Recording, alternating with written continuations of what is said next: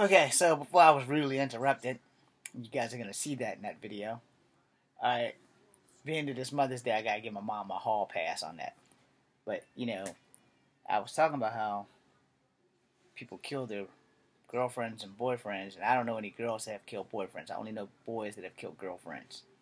And I was getting emotional about it, and my mom pissed me off by interrupting the video. Jesus Christ. Sorry.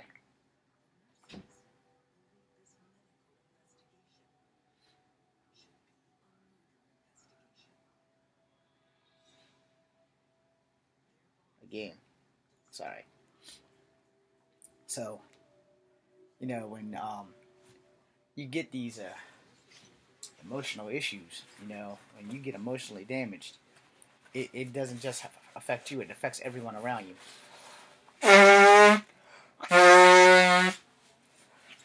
It affects your friends, it affects your family, it affects your job, it affects everyone around you, no matter how big, how small. I mean, it can really do more damage to you than most people realize. Oh, crap. And, when we get this bad off, is when we have to,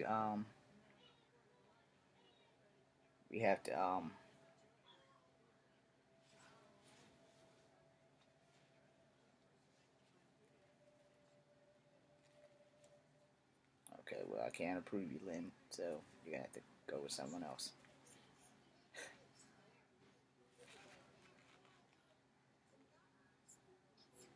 Sorry again.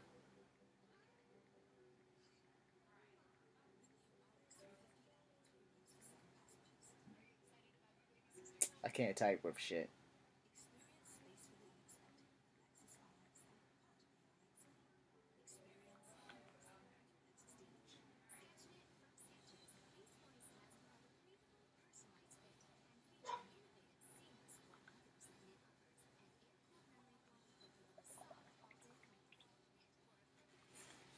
Anyway, so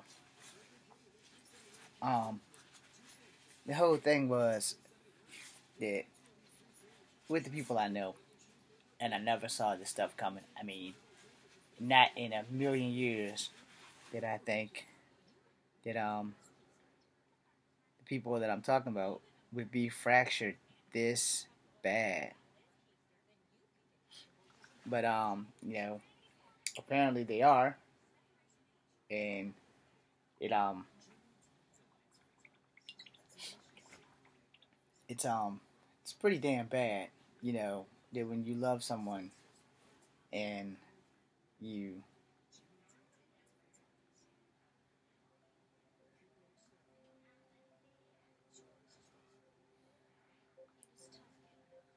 when you love someone and you can't live without them, did you have to end their life?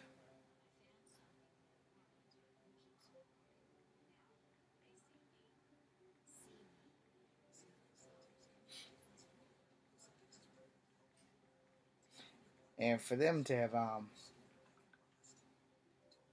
ended the lives of the people they love, I was hurt. I mean, I was hurt. I'm still fucking hurt. Every time her birthday comes around, I cry a little bit. Every time the day we met and broke up comes around, I cry a little bit. Every time my birthday comes around, I cry a little bit. And for almost 8 years, I mean, this year, um, let me try to see if I'm saying this right. I don't cry as much about her at night to go to sleep as much as I cry about my father and not having him. But for the longest time, since I have been heartbroken by her, I cried myself to sleep every night, every night. And to be honest, before I met her, I never really had a decent night of sleep. And after I lost her, I went back to never ever really having a decent night of sleep. So like I said, she will always be the love of my life, even though I'm never going to be the love of hers, and I wish her well. I hope that she's happy. I hope she's successful. I hope she has a long and healthy and beautiful life. Being unfortunate that I'm not in it, I will never know how her life is going to turn out. Like I said, she legally made that impossible. And if you must know the truth, I'd take her back in a New York minute. But we're not going to ever have that happen. So let's not live in that fantasy world. Let's live in reality. And the reality is that, you can love someone as much as you want, but sometimes love ain't enough. Sometimes it's really just not enough. And when you are in a situation where love is not enough, what can you do? Nothing. Again, I moved on by course, not by force. Where we could be now is a whole lot different than where I am now. When someone did you love give you the motivation to stay alive and to do your best and then go beyond that, that's the kind of relationship you want to be in. You don't want to be in a relationship with someone who doesn't want to inspire you, that doesn't want you to progress to the next level, that don't want to make you do better, not just for you, but for them, but mostly for you. And with her, I had that. I was like totally motivated, and I thanked God every day that I woke up beside her. Every day. There was not a day that went by, even when we fought, I never stopped thanking God for her. I still thank God. I don't thank Him that I don't have her, but I do thank God that I'm still alive. But we've come close to almost being killed one time, and it wasn't like, don't get that twisted.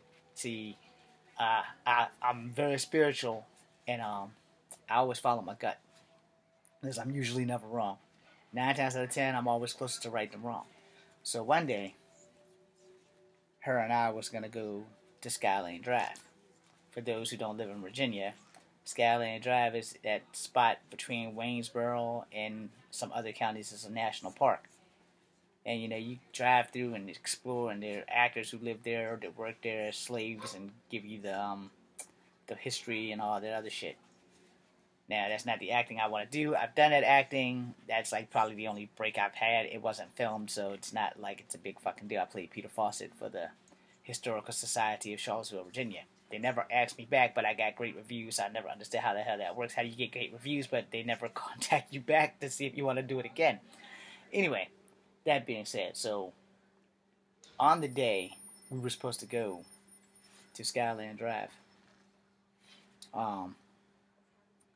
I felt it in my gut that something wasn't right there. Like, I literally felt it, that we can't go there. And she's like, what's wrong with you? And I kept telling her, look, we can't go there. We can't go there at all. And she's like, why? What's going on? And I told her, and I was like, we can go another day.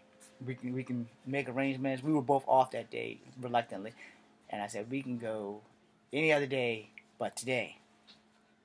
Within 3 hours of that, we went somewhere else. I think we went to the Monticello Trail instead. And within 3 hours of that, of us coming back, on the news, a DJ and his girlfriend were shot by some old redneck dude who was just randomly shooting people because he didn't know them. He just wanted to kill someone. So that could have very well have been me and her, because she really wanted to go there. And my instincts and my alerts was like my spider senses was tingling, if you want to call it that. It was like in real high alert. And it's like, no, we can't go there. And it's like something was just telling me, James, you cannot go there. I don't care what it is, you can't go there. Under no circumstances whatsoever, your ass cannot go there. And I'm thinking to myself, I really love this girl, and something is telling me not to go to Skyland Drive. And lo and behold, when we got on the news and watched it, and she's like, damn, we could have been killed. And I said, yeah, aren't you glad I told us that we couldn't go there? And we were, she was staying at 1021 King Street, and I was basically staying there every night, but I wasn't living there, but she wouldn't let me sleep at home, so I had to sleep beside her. And I didn't mind. I love her. Still love her. I'm always going to love her. But, I can't make her love me, so I had to move on by force. not by course, and that was her doing. But I've never looked back and said, I should have put a bullet in her. Those are the guys who don't need to be in relationships. And if you're a woman and you think, well, maybe I should kill my boyfriend, then you don't need to be in a relationship. And jealousy is an emotion that everybody has. I don't know if animals have it, but I know that humans have it.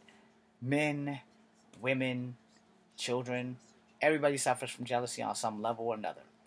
I have blocked my jealousy nerve because I used to suffer from jealousy too. Now I suffer from reality. I accept the hand of fate. I can't make people love me, and I know for a fact that jealousy doesn't change anything. It just, you're never going to have what they have. Why are you fucking worrying about it? But people, they can't get through the jealousy moment, and they just keep going on and on and on about the things that they can't change. And most of the time, people are jealous over people for absolutely nothing. And I'm not one of them people. You know, it's nothing you got that I can't get. I'm just not you. I can't get your personality. That's about the only thing you have that I can't get. As far as much money you got, if I work hard enough and find a right job or career, I can get that money. You know, that fancy car. If I work hard enough and get the right career, I can have that fancy car. Now let me ask you a question, because of all you jealous people. Do I really need that shit? See, that's when you know you've grown up. If you want something because you're trying to keep up with the Joneses, then you haven't grown up at all. You've just grown into a person who lives in the moment and want to know, can I get that? Do I need that? The question is not do I want that, it's do I need that? And here's what you need in life. You need your own house. You need a decent car. And you need a career that makes you happy so that you don't have to, like, job hunt forever. No. That's what you need. Now, what you want, who doesn't want money? Who doesn't want sex? Who doesn't want to be the billionaire playboy Bruce Wayne? Every man does. Trust me, because if we all had money, not all of us would be capable of living the Batman life, as going out in the night and beating the shit out of people, because you have millions of dollars and you can make all the bulletproof outfits you want and scare the fuck out of people. Not all of us are cut out for that. But on that flip side, as being the billionaire playboy and flashing money and getting chicks, what dude does not want that? Who doesn't want to be Bruce Wayne or Tony Stark? Or Dwayne Taylor from the New Warriors, for those who need a black rich superhero. Who doesn't want that? But here's where you can really tell when you're a grown-up, is when your needs outweigh your wants. Now, your emotional needs is on a whole nother level.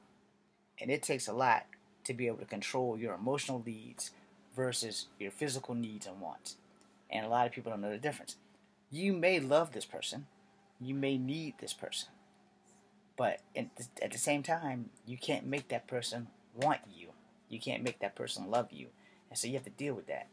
But on the flip side of that, if you are using people, and don't take me wrong when I say this, if you truly are using people to